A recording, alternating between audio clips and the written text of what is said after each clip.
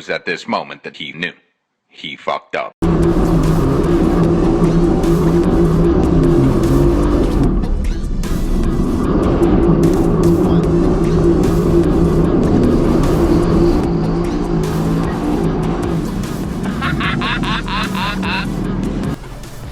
G'day viewers and welcome to We the Car People. This is Paul. We're going to go talk to Raz about his new AMG GTS Sunbeam Yellow. Sunbeam Yellow, it's a beautiful colour. Let's go have a look.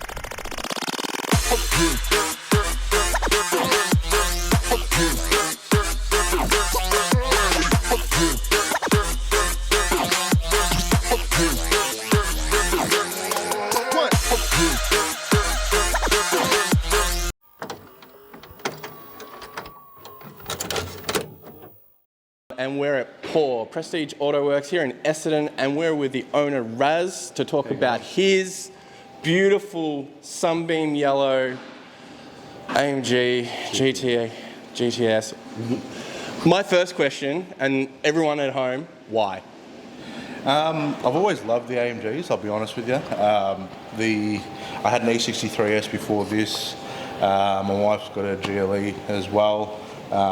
But yeah, I mean, it's just such a beautiful car. You know, it's got a long bonnet, it's got a small arse end. It's a weird looking shape, but it looks fantastic. Yeah. So at the moment, stage one. At the moment, we're still developing the stage one. We managed to get quite a bit of horsepower out of it. So. Yeah. It started off at 390 kilowatts. We ended up making about 425, 430 kilowatts peak power. Yep. But in the mid-range, we've got about 90 kilowatts across the whole mid-range. So the car feels completely different now. Yeah. So obviously, I'm a customer here. I bring my RS3 here. This is where it lives more than at my house. So that's stage one, but stage two and stage three. Yeah, so we've got a lot of plans for this car. This is going to be our development car, one of our development cars over the next couple of years. So we're manufacturing our own downpipes, P.A.W. Motorsport downpipes. So we're going to do stage two. Will that be a cast? So it'll be stainless steel. Yep, and then just hand fab, heat shields and all that as well. We're going to have catted and decatted. We're also going to produce both of them and fit them both to the car as well. So we're going to see the difference between a catted and decatted downpipe. And stainless or titanium? Stainless. Yeah. Probably not titanium just yet. I don't think we need titanium for the downpipes. I find that the thinner titanium downpipes, not that there's many around, they produce a very, it's not the most desirable sound, in my opinion. It's a little bit high-pitched and somewhat tinny, almost. Thicker steel downpipes, which is what we've gone for, T304 stainless steel with really thick downpipes, like really thick material. It produces this amazing V8 sound, so that's the idea. Yeah, and these, obviously everyone's seen these at DTM and just destroying, and like the GT series here in Australia. And the sound out of them, it sounds amazing. I mean, factory sounds good. Yeah, factory sounds amazing. Actually, I'll be honest with you.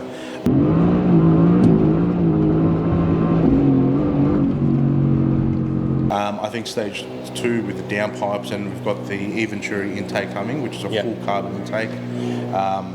It's gonna sound phenomenal. Yeah, I think it's gonna be pretty damn loud. Yeah. But it's going to sound really, really good. Now, the other thing that we're going, so the next step after that will be the turbos. Yep. What we do find with a turbo upgrade is you do tend to get that spooling sound, a higher spooling sound. And yeah, man, it sounds crazy. You've got a VL over there, so clearly you love spool. Oh yeah, I love it, bro. Roses are red, violets are blue. My head to VL turbo goes. Love it. But I think the overall goal for this was to show the world and show the public that what we can do with the 4-litre twin turbo V8s. Now, we've been working on these cars for a long time now, but we really haven't shown off what we can do. We've done a lot of projects over the last few years. Yeah. You know, big turbo Like- upgrades and things like that, but we really haven't Like done 50% of the Melbourne big Yeah, car scene exactly. is from this workshop. So Exactly. So we want to show it with the ultimate AMG. I think you know, the GT version. Yeah. I mean, we might get a GTR next year. I'm not sure yet, but I like the platform's pretty much the same as the GTS. So we've got, this is a late model. This is the facelift version. 2019 GTS. So it's got all that facelifted front end. yeah, different front end. Yeah, different front end. Is the headlights different to the normal? No, the headlights are. The headlights. See, this is not. So the 2020. Yeah. They changed the headlights around. But yeah, it's got the aero kit. We've lowered it on H&R springs as well. We've got a upgraded steering wheel coming for it as well. We've got it here, but we need a module for it. Yeah. But so these are all cosmetic things, man. But what we really want to show is that, like, these dying V8s, and this is going to be one of the last V8s in the AMG like, market. They talk about peak power, peak petrol power. Yeah. You know, go out and get your last of the thing gods. is, man, like the new ones are. So the new C63 is 4-cylinder. Yeah. With a battery motor in the back. Yeah. So all-wheel drive. It's going to make 650 horsepower, which is a lot of power. It's a lot of power, but I don't like know if dinosaurs. you're going to get the real feel, the same feel. Yeah. You know, I think my generation. I mean, I'm 39 years old, so you know I've grown up with V8s and turbo cars and the sound that they produce, like, right? You know, it gets Skylines exciting. when we were a kid. Exactly. Like, I'm 38, so I'm the same generation. Yeah. And like, you know, Skylines as a kid, that sound that you heard, like when you were in high school, and you could just hear it, like. Yeah. You and your mates started going, oh, that's an Evo, that's a Skyline, like that's a 2JZ. Yeah. And like, really the sound out of these AMGs, the V8s. That's the thing. I mean, back, you know, you've always thought of AMGs as loud, obnoxious V8s and you know, burnouts and things like that and drifting, but you know, I think that's all going to change. You know, especially with the electric market, you know, taking over. I think over the next 10, 15 years, it's going to be a very different environment for everyone. It'll be a very different environment. And I'll be honest with you, so these are things that we, as a workshop, and myself as a business owner, are taking into account where the business is going to grow, where it's headed over the next 10 years. You don't want to unlock a Tesla? There's a lot of things that we're doing at the moment under wraps, but I think while this market's still around, we're going to milk it as much as we can. Okay. So I'm not currently in the market for one of these because I have my RS3 and that's where I will die. But say you did have one of these, you go to stage 3. What kind of power? What kind of activities would that car be suited towards? Would it be more a track car, or is it just a GT cruiser? So the reason, the turbos that we've chosen for this is the pure 1000 turbos. Now, what that is a hybrid turbo. So it'll still spools at the really low. Yeah. So there's barely any lag. Yeah. But you still get that. You still get that extra power now. Yeah. The last one that we did, which to be honest with you, I think if we had a bit more time with it, we could have got a little bit more.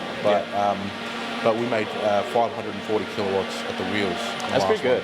That's a lot of power. Yeah. For a car, like, to be honest with you, with a wheelbase this short. Yeah. And I think this weighs about 1650 or 1690 kilos. Yeah. That's a lot of power. Yeah. Right? And the fact that it's rear-wheel drive as well. But you'll be surprised once you jump in it, when you put your foot down, it doesn't. You can't. It's not twitchy. It just slides them up so easily. Yeah. It's definitely not twitchy. It feels like, so I've had 2 RS3s in my life. Yeah. and it feels very similar. Oh, okay. Very, very similar. So, like, not like BMW where it's sort of, you can snap it. With the M3s, M4s, I find that they you know, you put your foot down and it'll just kick out. Yeah. It just doesn't do that. Okay. It just goes straight. Oh. And not only that,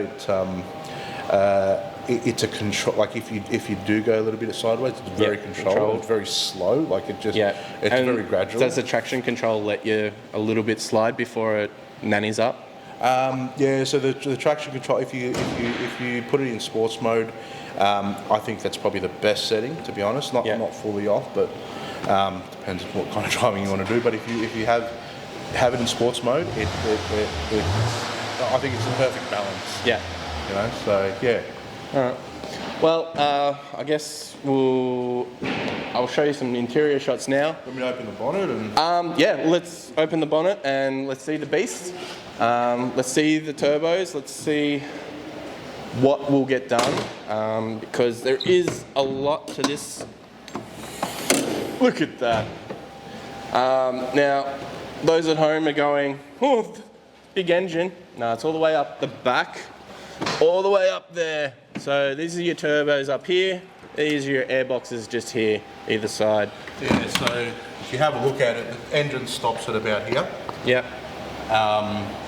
And all this is just all intake and... Like, your strut towers are right here, so your engine's miles back. It's way behind the front axle. Yeah. And you'll feel that when you're driving. It's not... I guess the facelift RS3 didn't have that much of a problem because they took away 30 kilos from the engine. Yeah. But the pre-facelift had a lot of understeer. Yeah. Whenever I took that to Phillip Island, you could feel it was on the edge a bit, and it was just understeer. Yeah, you come into turn 2 and you're like, yeah. I think I'm gonna exit the door sometimes. But look, after we do the turbos, I plan to take this to Phillip Island. I think it'll do well in Phillip Island. I think 155. Hope so. Yeah. We'll see. I don't know. We'll see. We'll see what it does. Under the 2 minute mark. Yeah, definitely under the 2 minute mark. Anywhere else in the world, if you're watching, Phillip Island is a great racetrack here in Australia. It's a very, very famous one. But under 2 minutes is a fast car. That's just the standard at Phillip Island. Under 2 minutes, and the other and thing, you're fast. the other place that I'd like to go to is Winton. Yeah. It's a lot more technical. Yeah, it is. It's a lot harder on the brakes. I did get a lot of brake fade there a long time ago in my R8. Yeah. And that was scary, man. Like, I almost hit the wall, but we'll be prepared, a lot more prepared in this car. So we'll have race brake fluid. I might upgrade the brake lines to the braided lines as well. Obviously, I'll try and upgrade the pads. Yeah. Because have you been on at Winton or? Yeah. Yeah. It's a crazy track. Like, it's very. And then turn 3 and you just dive in. Yeah. So I want to make sure it's prepared for that track. But I think this will be good at Phillip Island and probably Sandown. Well, we've still got Sandown. Is that going? Yeah, they sold it to developers. Oh, that was real, was it? Yeah, that was real. That went through council. So, like, maybe 2 more years. You reckon? Yeah. And they're just gonna put houses there. Houses there. Oh, that's great. Yeah, we're gonna lose one of our racetracks in Melbourne. Well, exactly. I mean, that's... But the hope is that they build Casey. And that gives more motivation for Casey. We'll see what the government does. So Yeah, we don't want to talk about political things on this. No, definitely not. All right, so around what did you say? Around 700, like maybe horsepower at the end once you're done. Look, the idea is to get around the 550. 550 kilowatts at the wheels, so it's about 700 horsepower. Yeah. We've built cars with a lot more power than that. Yeah, but after a certain stage, they just become unusable. Exactly, and the lag. I don't want a bigger frame turbo because you will notice the lag. And the best thing about this is it's not the power band isn't an on and off power band. Yeah. It's literally. It almost feels like a supercharged car because it's just so smooth. And I think I've got the Yeah, this is this. Hang on, Probably can't see it. Probably, But yeah. we've got the graph up there. Yeah. That you can see it's not like it doesn't jump up to. I will cut to that now. Yeah. Yeah, so we said just climb. It just climbs and Yeah. that's very Cool. So yeah, that was the dyno graph, but it really good increases across the whole dyno graph, really. Yeah. So we plan to get a little bit more power out of it. I think we should be able to get a little bit more top end out of it. I'm pretty happy with how it feels mid-range. It's very strong mid-range, and in fact, the traction control like kicks in all the time. And I think I also want to see the difference between the stage 1 and the stage 2 as well, because obviously it's got 4 cats that 4 cats. Yeah. Wow. Yeah. That's a lot of emissions. That's a lot of cats, man. So we'll see what it's like without the cats. Obviously for street use. I mean, for track use. But for track use, and the cats are worth thousands and thousands of dollars that have paid for nearly the exhaust. But then we're also going to see the difference between the catted and the decatted. Now, with the catted, we're thinking we might go with the 300 cell, so it's as close to OEM as possible. And will you go to E once you go to decats? I think that'll be a whole new project afterwards. I want to have a car, a solid car. Yeah, a solid car that you can just speed on. Yeah, you can drive it every day. Yeah. If you want, because this, I use this every day at the moment. Yeah. And it's easy to drive, man. Yeah. Like, it's easy to drive. Only thing that's a bit of a pain in the ass is getting in and out of the car. To be honest. But yeah, because you sort of like slide into it. Yeah, and look, once you're in it, it's nice. But that's most long bonnet cars. Yeah. Look, no, the bonnet's not the problem. It's got this massive sill that you sort of got to jump over on a thing, and then you got to fall into the seat and that kind of stuff. So you'll see in a minute. No, I won't be filming that because it won't look good for either of us. Big boys getting into cars. No one wants to see that. Cool. So really, world market for this one. Really, when you're producing parts for it, and there's not many people that you're going to compete with. No. I mean, look, I think because of the look, one of the biggest reasons why we took on the GTS was because of the engine that's in it. Yeah. This engine, like I said, it's in the C63S, E63S, GT63, S63. So pretty much all the top end models that we get in the shop. Yeah. We just want to show all our customers and the rest of the world what we can do. Yeah. Yeah. Yeah, definitely. So obviously they love big AMGs, but they love big fast Audis as well. That's why mine always comes here. All right. Well, thanks, Raz. That was cool. I think I'll grab one of the boys and we'll go for a drive. Yeah, sounds good. And we'll hear what this thing sounds like. All right. Cool.